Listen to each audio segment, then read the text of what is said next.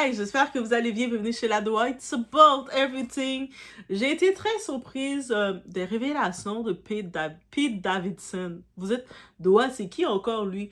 Lui, là, c'est un comédien humoriste, mais il fait des blagues, mais très limite. Limite. Et pendant un moment, il avait fréquenté Kim Kardashian, on se rappelle après son divorce, ou quand il était en cours de son divorce. Il avait même fait tatouer, il voulait provoquer Kanye West, mon frère. Donc vous imaginez que je n'aime pas trop Pete Davidson. Comment tu veux provoquer mon frère Kanye? Oui, oui, oui, oui. Même quand j'aime quelqu'un, ça paraît tellement.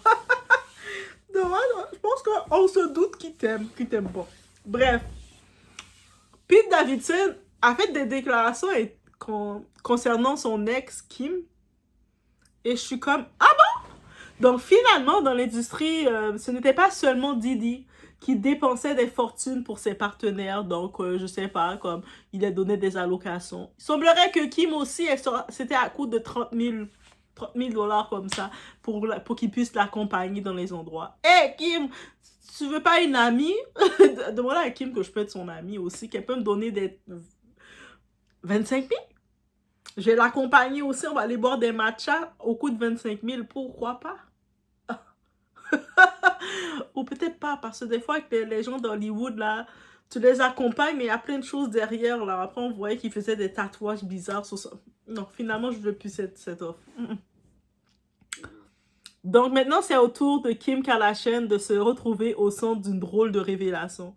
Ah oui, nos stars font des révélations. Selon Pete Davidson, durant leur relation, Kim lui donnait environ 30 000 dollars simplement pour passer du temps avec elle. Et c'est comme s'il est en train de dire, mais Kim est désespérée. Elle était tellement en manque, elle était tellement au désespoir qu'elle devait me payer pour que je passe du temps avec elle parce que sinon, ça marchait pas.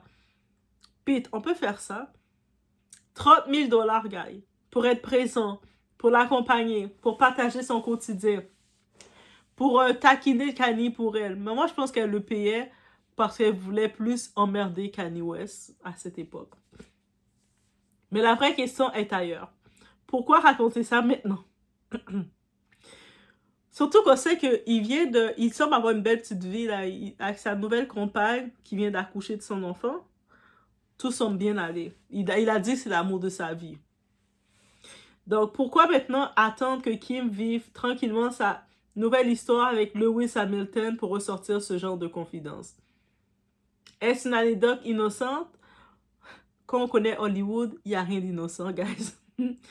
Ou une manière subtile de rappeler au monde qu'il a lui aussi été l'homme de Kim Kardashian. Parce qu'on le sait, quand une célébrité parle de son ex des années plus tard, ce n'est jamais totalement par hasard. C'est pas comme ça, là. Non, il y a quelque chose derrière qui veut piquer. Donc, on est sur ça, on regarde le tout ensemble, on est chez la Doha, on est du côté de Hollywood.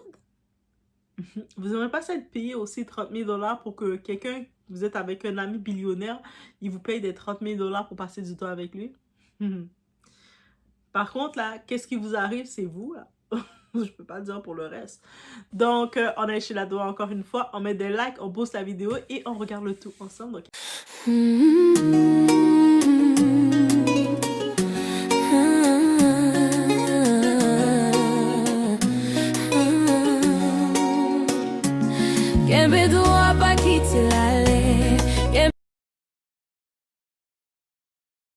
Pete Davidson a récemment évoqué sa relation avec Kim Kardashian.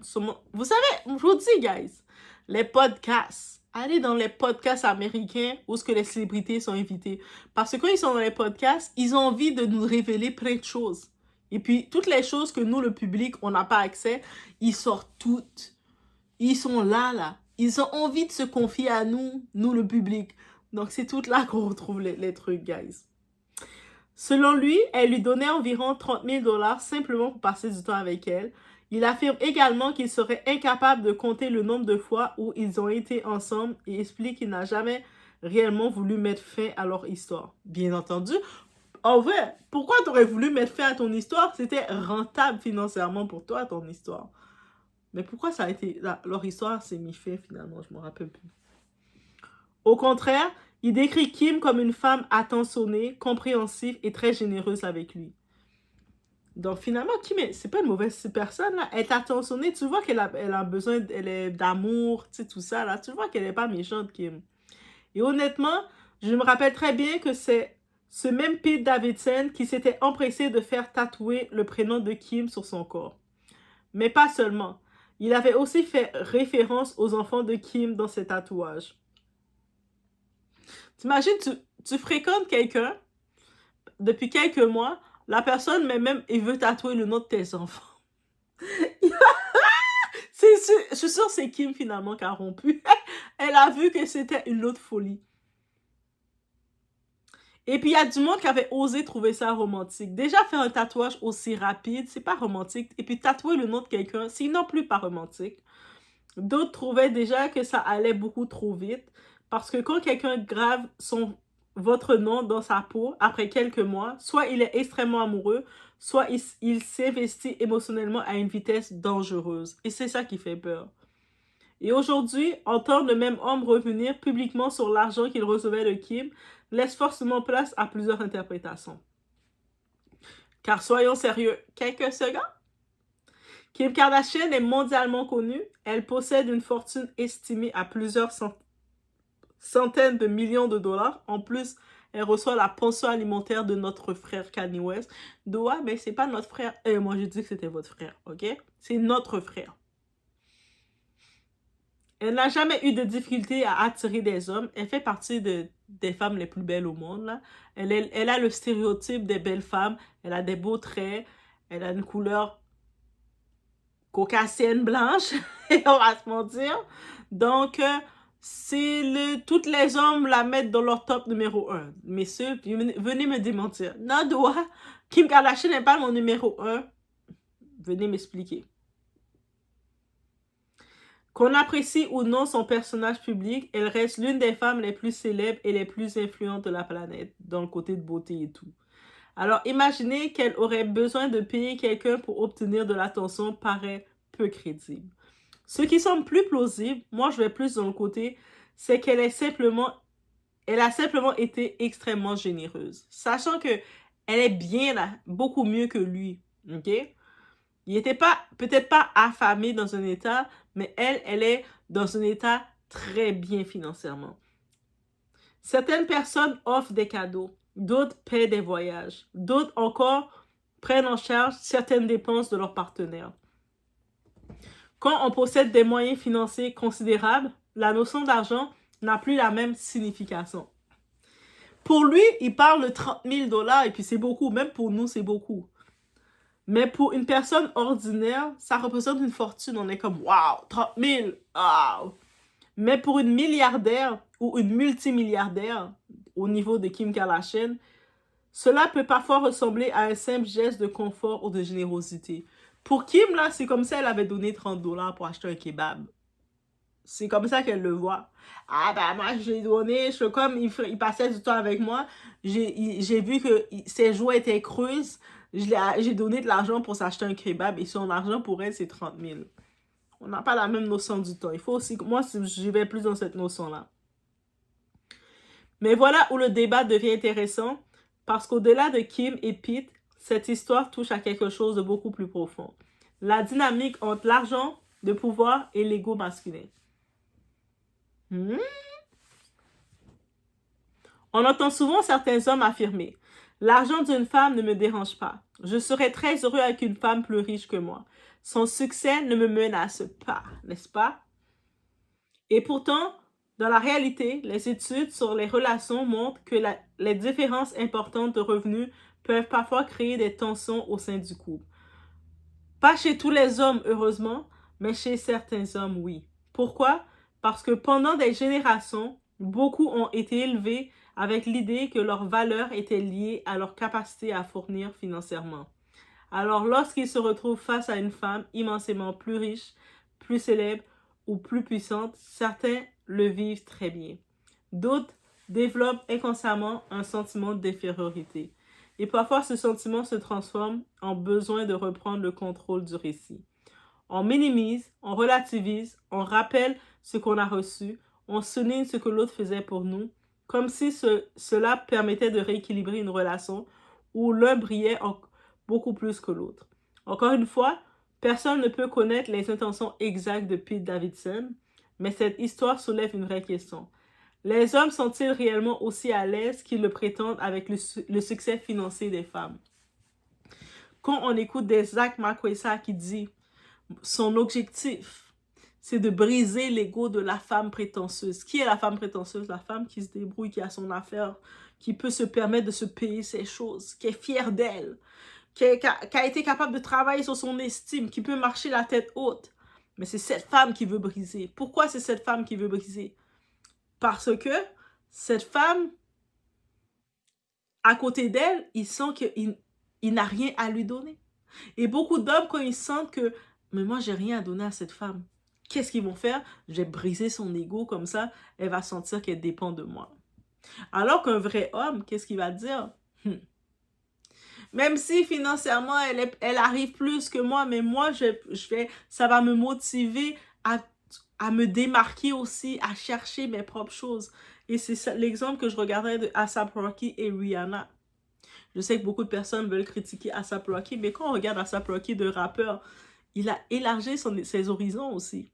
Il est plus simple rappeur, que ce soit il est dans le cinéma, il se lance, que ce soit il se lance dans la mode, il est directeur artistique de Louis Vuitton. Tu le vois aussi, il se gère, il ouvre ses horizons, parce qu'il sait qu'il est avec une femme qui, elle, n'a pas peur d'ouvrir ses horizons. Il continue de performer, faire sa musique, mais derrière sa musique, il a compris qu'il y avait de l'argent à faire au-delà de la musique, parce qu'il regarde sa femme. Et quand il est avec sa femme, de l'image qu'on voit, parce qu'on ne les connaît pas au personnel, j'aurais voulu, mais on ne les connaît pas encore au personnel, encore, bientôt. Mais on voit, il y a la dynamique. Quand il y a un tapis rouge, quelque chose, il met toujours en compte de présenter, de laisser Rihanna avoir son moment. Même quand il a ses moments à lui, quand c'est ses entrevues à lui, il va parler quand même de sa femme. My woman, the mother of my kid. Elle, Rihanna, elle parle en mode antillaise. Et je vous dis, être avec une Caribéenne, il faut avoir du cardio. Des fois, on est... Vous pensez que c'est A$AP qui est...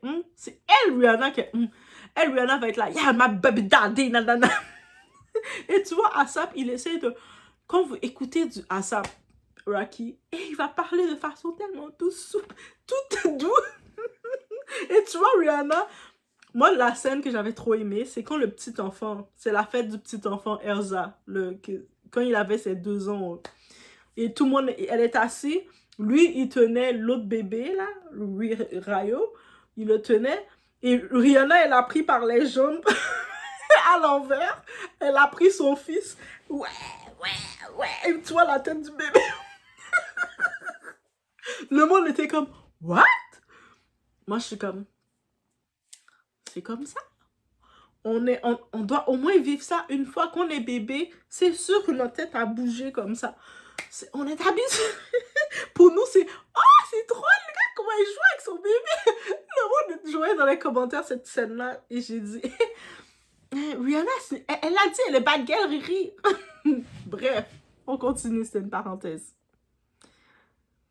Et là, j'en profite de parler, d'aller dans le sujet qu'on aime tant, le modern dating. Guys, on est là? On est dans le modern dating. Actuellement, dans le modern dating, il y a une équation qui ne fonctionne plus. En 2026, surtout. Et cette histoire me fait aussi penser à quelque chose que l'on voit de plus en plus dans la culture du dating moderne. Pendant longtemps, on disait aux hommes qu'ils devaient prouver leur valeur. Tu dois montrer que tu peux être un protecteur, que tu peux apporter. Voici, I'm a provider. Je peux apporter. Voici ce que je peux apporter. Je suis un leader. C'est moi qui peux être en contrôle. Tu peux me faire confiance. Tu peux me suivre. Et l'homme, il y a encore les hommes qui gardent cette culture-là, cette ancienne culture-là. Force à vous. Force à vous, frère. Force à vous. Monsieur Doha est quelque part par là. Et puis il a cette culture-là aussi. Oui, je sais. J'ai déclaré. Et aujourd'hui, le discours semble parfois inversé. C'est à la femme de prouver qu'elle mérite sa place maintenant. C'est à la femme de montrer qu'elle est différente. C'est à la femme d'investir son temps. Je dis pas qu'elle devait, elle devait pas investir son temps, mais là, la façon dont c'est fait, c'est débalancé, guys. Maintenant, l'homme, il commence à venir avec sa liste de les recettes qu'elle veut qu'elle le prépare. Il commence à même dire à la femme de le payer. T'es en train, en mode fréquentation avec l'homme. C'est-à-dire, vous apprenez à vous connaître. Vous êtes en train de boire votre matcha ensemble. Oh, c'est bon le matcha. Ah, j'ai des problèmes avec la banque. Peux-tu me dépanner, babe? Comment on va être ensemble? T'es comme, oh, quoi? On est rendu là. La femme doit investir son temps, son argent et même son corps parfois. Pendant que certains hommes arrivent surtout avec une liste d'exigences, des critères et des attentes. Et c'est là que beaucoup de femmes tombent dans un piège. Elles pensent que plus elles donnent, plus elles seront choisies. Plus elles financent, plus elles soutiennent, plus elles seront disponibles. Plus elles seront considérées comme la bonne. Pourtant, combien de femmes ont investi énormément dans une relation pour finalement se faire balader pendant des mois ou des années? Combien ont payé des voyages, des loyers, des factures, des projets en pensant construire quelque chose de solide? Et lorsqu'il vient enfin le moment de parler d'engagement sérieux, elles découvrent parfois que l'homme choisit finalement une autre femme. Une femme qui n'a pas autant investi. Une femme qui n'a pas accepté tous les compromis. Une femme qui n'a pas voulu jouer au partenaire à moitié, au banquier à moitié ou à la mère de substitution. C'est une réalité qui mérite réflexion. Parce qu'un investissement ne crée automatiquement pas un engagement. Et beaucoup de femmes, elles ne le comprennent pas. Et après, elles se retrouvent avec leur discours. Mais je l'ai tout donné. Je l'ai tout donné. Comment il a pu me faire ça? Et puis quand Doha va faire des analyses pour dire, mais qui t'a demandé de tout donner? Il y a du monde qui va dire, mais t'es méchant Doha, pourquoi tu dis ça? Tu comprends pas sa misère? Et moi je suis comme,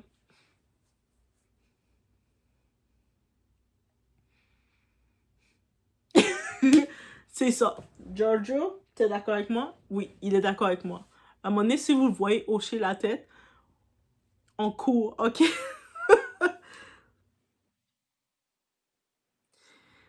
Un investissement, comme je vous ai dit, ça ne crée pas un engagement, que ce soit ni chez l'homme, même un homme qui investit en une femme, ça ne va pas créer l'engagement. Combien de fois j'ai entendu des hommes qui ont décidé de payer les études, financer les études complètement d'une femme qui n'a pas été confirmée avec eux, et quand la femme a fini d'avoir son diplôme, elle l'étège pour un autre gars, et le gars se retrouve au désespoir, prêt à faire des choses de désespoir.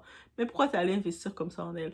Toi, investir en la femme, si vous vivez ensemble dans la même maison. Oui, oui, oui, oui, je vous dis, messieurs, peu importe comment tu es généreux, mon frère. Je te parle comme étant, je suis ta sœur.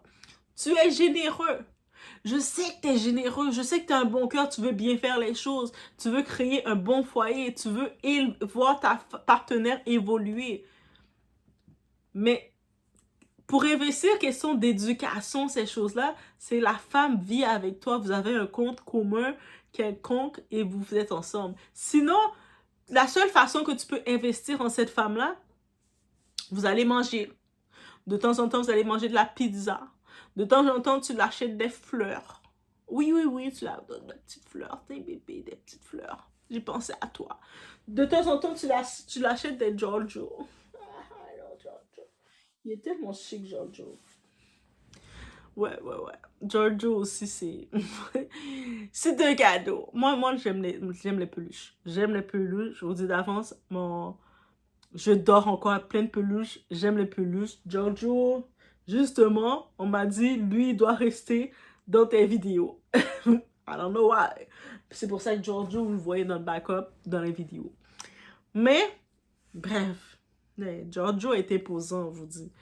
Mais sinon, c'est dans ça que tu investis. Tu vas pas investir dans des gros plans, je vais payer toutes tes dettes, je vais t'acheter des parcelles, tout ça. Non.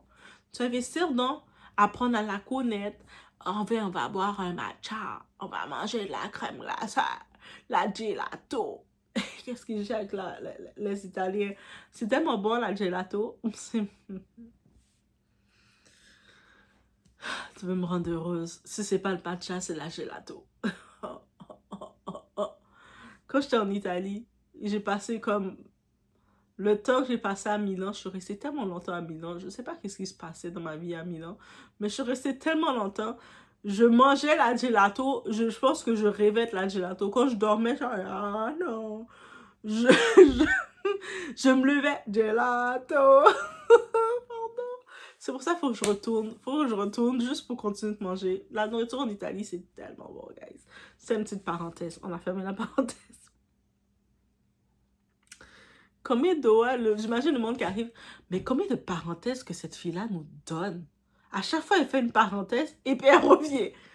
Mais on est là. Et on va être cohérent. Quand un homme paie un restaurant, certains disent qu'il est manipulé. Quand il offre un cadeau, certains disent que la femme profite. Quand il paie un voyage, certains crient à l'exploitation. Mais lorsqu'une femme fortunée devient extrêmement généreuse avec un homme, voilà qu'on entend aussi des plaintes.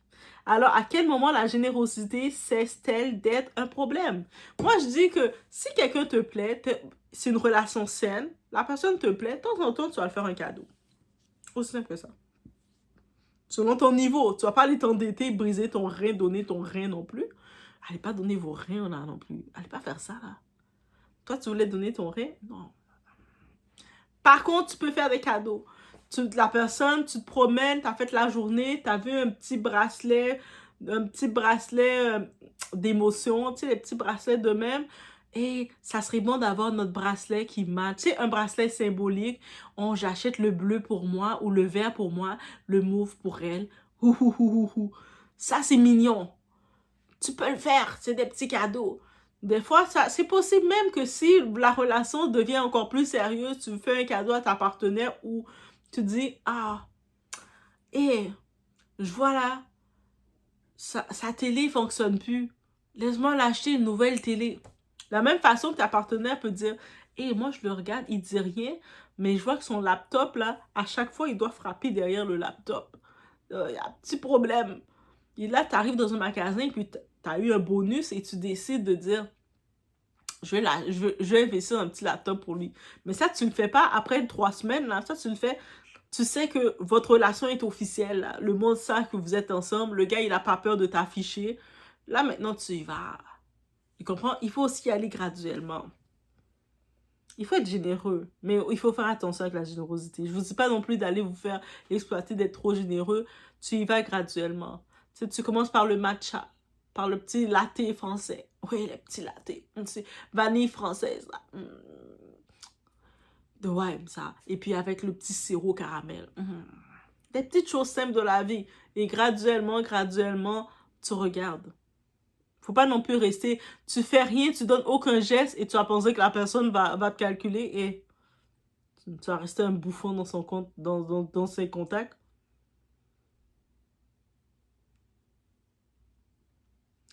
Maintenant, on imagine la scène. Un homme vous invite à un rendez-vous. Il vous dit qu'il souhaite apprendre à vous connaître. Ok, cool. Qu'il veut potentiellement vous avoir dans sa vie. Ah, ok, oui, c'est sérieux. Mais dès le départ, il vous explique que chacun paye sa part. Ok. Que vous devez prouver votre valeur.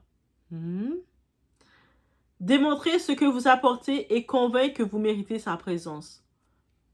Ah, ok.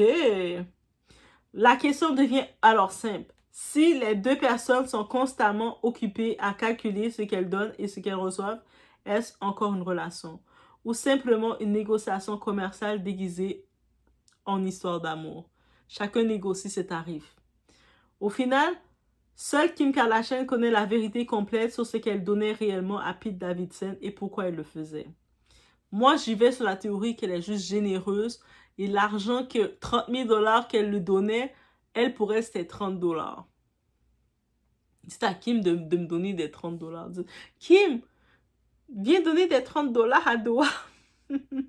T'imagines, je reçois un 30 000 $. Oh my God! Je ferai des vidéos. Je ferai des vidéos de Kim. Kim me donne un 30 000 comme ça. Je lui fais des vidéos. Je pense que je change ma chaîne pour la Doha Kim. Pardon. Mais une chose est certaine, la générosité n'achète ni la loyauté et ni la discrétion. C'est pour ça que la générosité, il faut l'utiliser avec modération et puis avec discernement. Parfois, on aide quelqu'un, on le soutient, on lui ouvre des portes, on lui offre du temps, de l'énergie et même de l'argent. Et des années plus tard, cette même personne transforme ces moments privés au sujet de conversation publique. Donc, Pete Davidson avait aucun intérêt de venir dire « Ouais, mais elle me donnait 30 000 $ et puis qu'elle te donnait 30 000 $ pour passer du temps avec toi. » Donc, ça veut dire que tu étais son employé. Comme quoi, avant de vouloir sauver ou financer ou porter quelqu'un à bout de bras, il faut toujours se demander si cette personne appréciera réellement ce que vous faites pour elle ou si un jour elle utilisera cette histoire pour attirer l'attention.